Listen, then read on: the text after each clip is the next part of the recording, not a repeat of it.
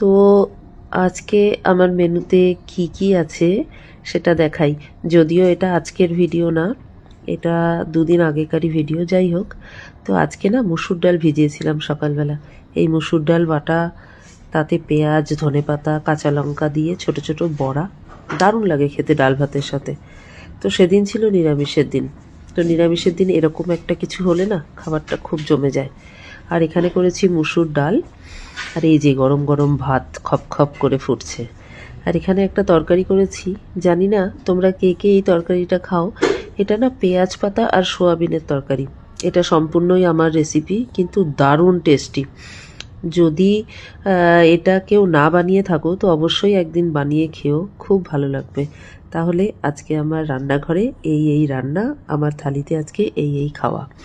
তো যাই হোক, খাওয়াটা খুব জমে যাবে শুধু মসুর ডালের বড়িটার জন্য। তো বাই।